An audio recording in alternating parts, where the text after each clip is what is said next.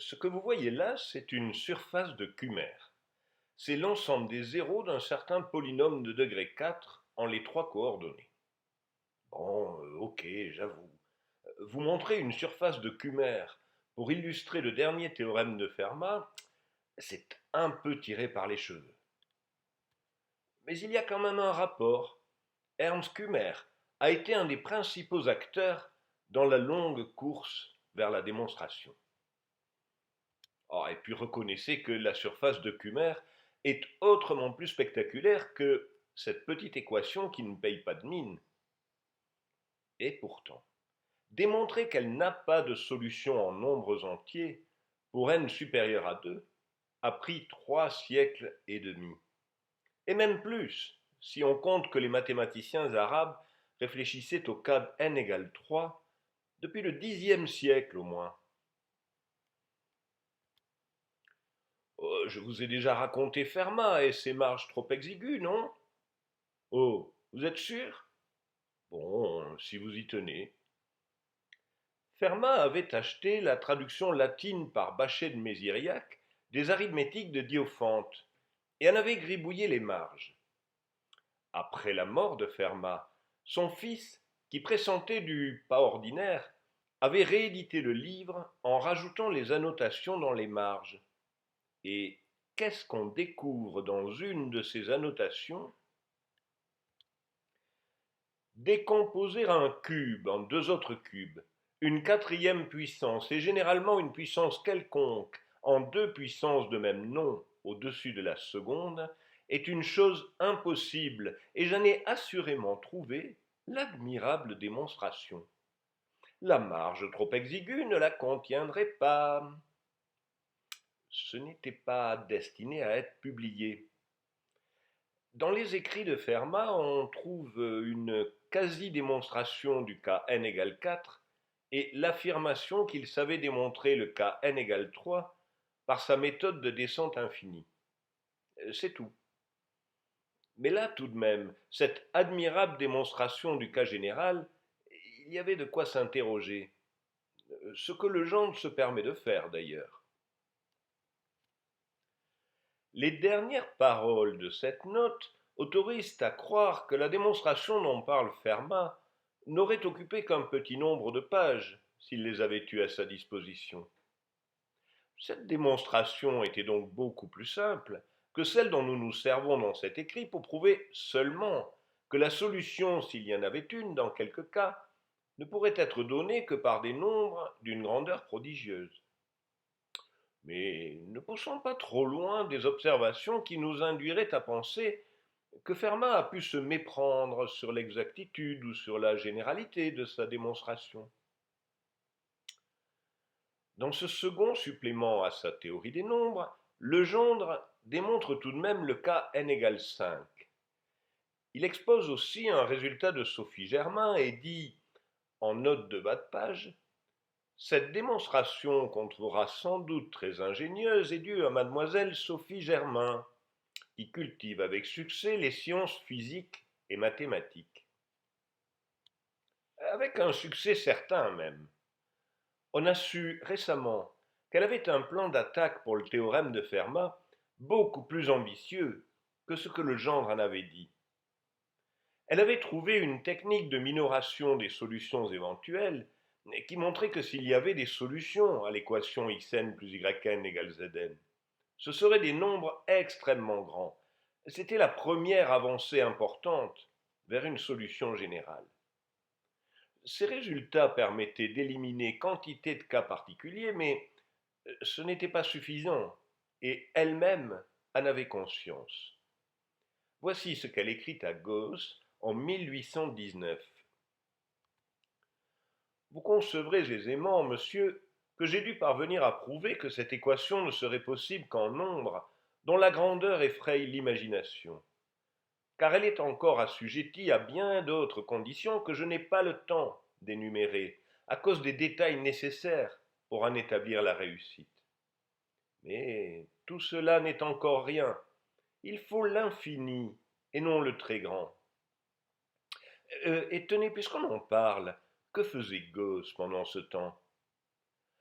Après tout, Depuis son coup d'éclat de 1801, avec la publication des Disquisitiones Arithmeticae, c'était lui la star de l'arithmétique européenne. Et si quelqu'un avait dû s'attaquer au théorème de Fermat, c'était bien lui. C'est d'ailleurs ce que lui dit un de ses amis, qui lui envoie l'annonce du prix que l'Académie des sciences de Paris vient de proposer pour la démonstration du théorème de Fermat. Voici ce que Gauss répond. Je vous suis très obligé de vos nouvelles sur le prix de Paris.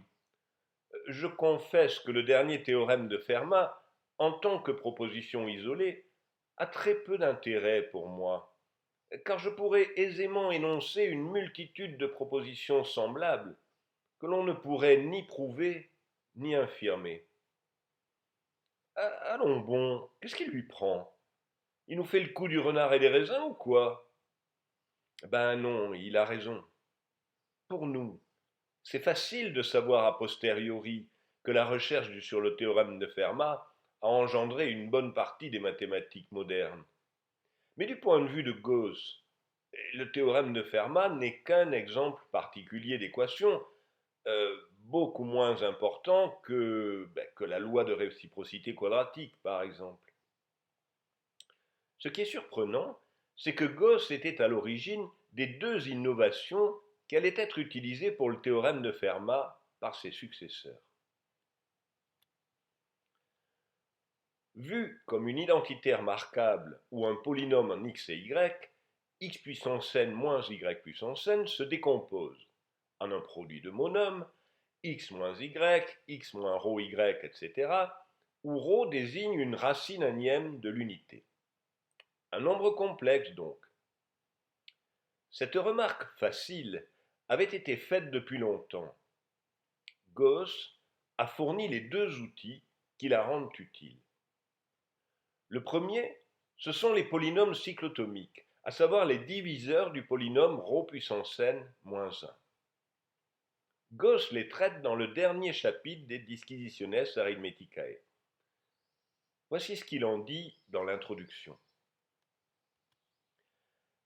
La théorie de la division du cercle ou des polygones réguliers qui composent la section 7 n'appartient pas par elle-même à l'arithmétique, mais ses principes peuvent être puisés dans l'arithmétique transcendante. Ce résultat pourra sembler aux géomètres aussi inattendu que les vérités nouvelles qui en dérivent, et qu'ils verront, j'espère, avec plaisir. Dans cette section 7, Gauss expose son premier succès majeur, obtenu à l'âge de 19 ans, la détermination des polygones réguliers constructibles à la règle et au compas. Les mêmes résultats sur les polynômes cyclotomiques vont être recyclés pour le théorème de Fermat. Le second outil, c'est l'arithmétique complexe, ce qu'on appelle les entiers de Gauss. Il y pense depuis 1805, mais ceci est leur première apparition dans un texte imprimé, la théorie des résidus biquadratiques, en 1832. Les entiers de Gauss sont de la forme A plus IB, où A et B sont entiers relatifs. L'extension utile pour le théorème de Fermat est un peu plus générale. Ce sont les combinaisons linéaires à coefficients entiers des racines énièmes de l'unité. Tout le monde s'accorde à faire crédit à Euler du cas n égale 3 que Fermat avait annoncé mais dont il n'a pas écrit la démonstration. Euler, lui, l'a écrite. Il l'a même incluse dans son cours d'algèbre et vous savez l'admiration que j'ai pour ce livre. Comme vous le voyez dans cet extrait de la démonstration, Euler ne se prive pas d'utiliser les nombres complexes. Oui, mais il y a quand même un petit détail qui cloche. Comme c'était Euler, on s'accorde à lui en faire crédit, mais tout de même, sa démonstration n'est pas tout à fait complète. Regardez l'encadré bleu. Euler affirme que si P plus Q racine de moins 3 est un cube, ce cube est de la forme T plus U racine de moins 3 au cube. Eh bien, ce n'est pas évident. Quand on étend l'ensemble Z des entiers au nombre de la forme a plus b racine de moins 3, on obtient, en termes modernes, un anneau unitaire intègre. Mais l'unicité de la factorisation n'est pas conservée. Par exemple, 4, c'est 2 fois 2, mais c'est aussi 1 plus i racine de 3 fois 1 moins i racine de 3. Écoutez ce que Kumer en dit. Quant à la proposition élémentaire pour ces nombres complexes qu'un nombre complexe composé ne peut être décomposé en facteurs premiers que d'une seule manière, que vous regrettez très justement dans cette démonstration défectueuse, je puis vous assurer qu'elle n'a pas lieu généralement, mais qu'on peut la sauver en introduisant un nouveau genre de nombre complexe que j'ai appelé nombre complexe idéal. Kumer, dans un article magistral en 1844, avait effectivement trouvé un moyen général de contourner la difficulté. Ces résultats conduisaient à la démonstration du théorème de Fermat pour un grand nombre de valeurs de n. Et ils ont surtout ouvert la voie à la théorie des anneaux en algèbre. Qu'est-ce que c'est que cette histoire de démonstration défectueuse et pourquoi Kumer écrivait-il à Liouville 3 ans après son article?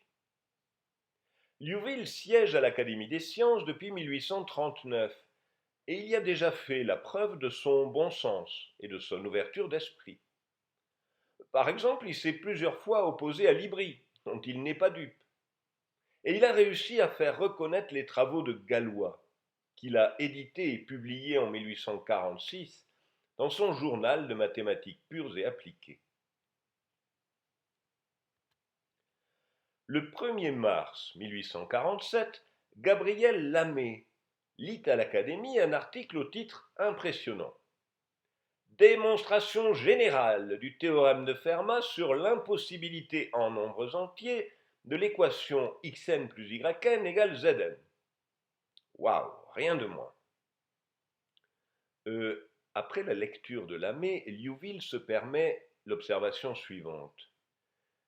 Quelques essais me portaient à croire qu'il faudrait d'abord chercher à établir pour les nouveaux nombres complexes un théorème analogue à la proposition élémentaire pour les nombres entiers ordinaires, qu'un produit ne peut être décomposé en facteurs premiers que d'une seule manière. Ce sur quoi Cauchy intervient à son tour pour rappeler qu'un de ses multiples mémoires précédents lui avait semblé pouvoir conduire à la démonstration du dernier théorème de Fermat. Mais détourné par d'autres travaux, dit-il, il n'avait pas eu le temps de s'assurer si cette conjecture était fondée. Dans les semaines qui suivent, Liouville fait ce qu'il peut pour calmer le jeu et attirer l'attention sur les travaux de Kumer. Il lui écrit, il lit sa réponse à la tribune de l'Académie, il va jusqu'à republier l'article de Kumer dans son journal de mathématiques pures et appliquées. Mais rien n'y fait. Pour presque tout le monde à l'Académie de Paris, le sprint final est lancé. Le théorème de Fermat va être démontré soit par Lamé, soit par Cauchy. Ce n'est plus qu'une question de jours. Le 24 mars, quand Lamé et Cauchy déposent chacun un paquet cacheté à l'Académie pour prendre date, le suspense est à son comble. Pour vous décrire l'ambiance, voici ce que Bertrand raconte sur Cauchy à cette période. Les habitués de l'Académie des sciences n'ont pas oublié avec quelle ardeur pendant plusieurs semaines Cauchy, préoccupé de cette question et toujours plein d'espoir, apportait à chaque séance des principes nouveaux, entrevus la veille et dont il n'avait pu encore pénétrer toutes les suites. Combien de fois, dans son empressement, l'ont-ils vu déposer sur le bureau le titre d'un mémoire inachevé qu'il envoyait à l'imprimerie à la dernière heure, en achetant la chance d'antidater de quelques jours une découverte importante, par la certitude d'attacher son grand nom à un travail hâtif et imparfait. Lamé, lui, s'est obstiné moins longtemps. En juin 1847, il reconnaît publiquement son erreur. Je vous demande humblement pardon de m'être étourdiment jeté sur un domaine scientifique que vous aviez déjà si admirablement exploité. Les sages avis de Liouville m'ont désillusionné. J'ai rougi de ma folle équipée.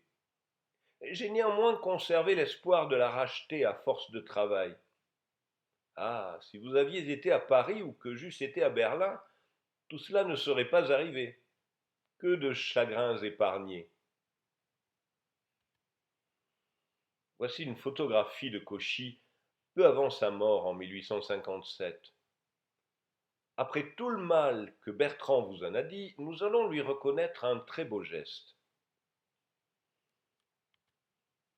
Début février 1857, soit 4 mois avant le décès de Cauchy, une commission qui comprend les principaux acteurs de 1847, Diouville, Lamé, Cauchy, plus Bertrand et Chasles, rend ses conclusions. C'est Cauchy qui en est le rapporteur. Voici ce qu'il dit. Ainsi, après avoir été plusieurs fois remise au concours, la question en est restée au point où l'a laissé M. Cumer. Toutefois, les sciences mathématiques n'ont qu'à se féliciter des travaux que le désir de la résoudre a fait entreprendre aux géomètres, spécialement à M. Cumer. Et les commissaires pensent que l'Académie prendrait une détermination utile et honorable si, en retirant la question du concours, elle adjugeait la médaille à M. Cumer pour ses belles recherches sur les nombres complexes composés de racines de l'unité et de nombres entiers. Et c'est ainsi que Cumer a reçu un prix de l'Académie des sciences de Paris sans jamais lui avoir envoyé de mémoire.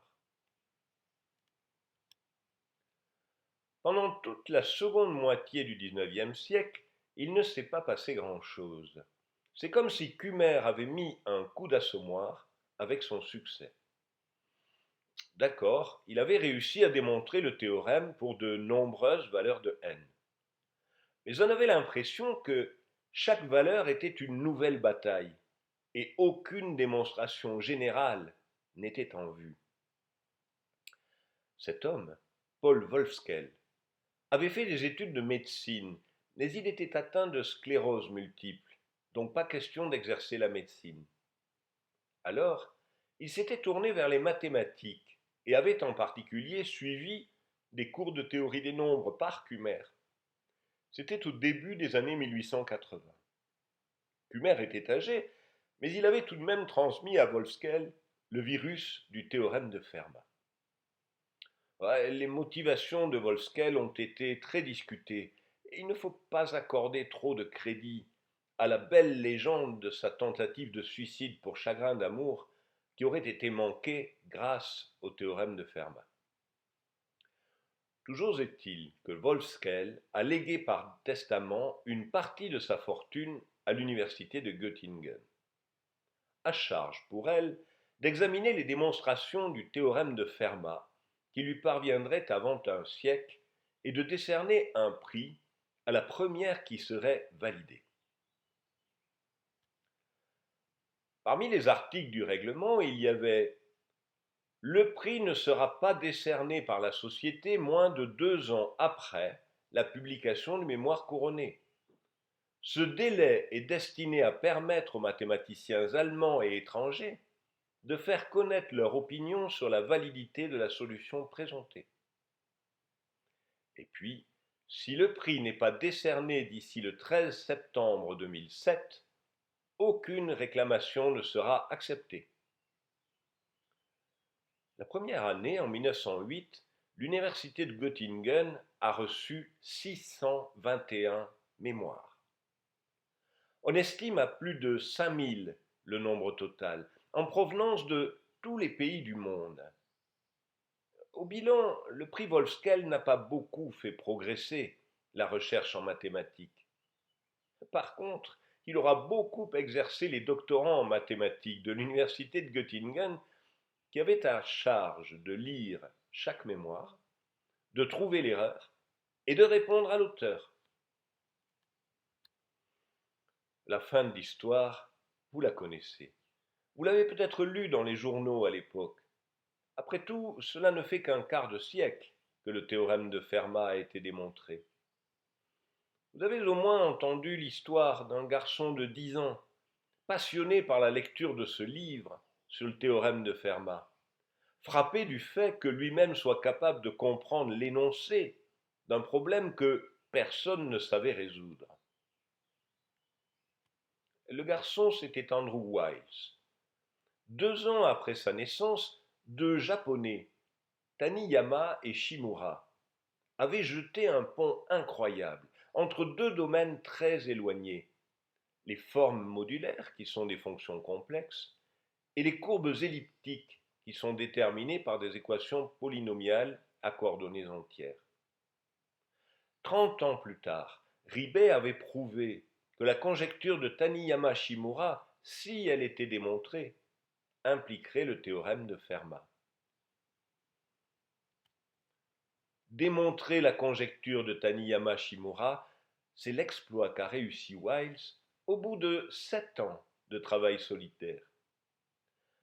Un premier petit trou dans la démonstration lui a encore coûté 1 an d'efforts supplémentaires, et son succès n'a été officiellement validé qu'en 1995. Voici la première page de la publication aux Annals of Mathematics.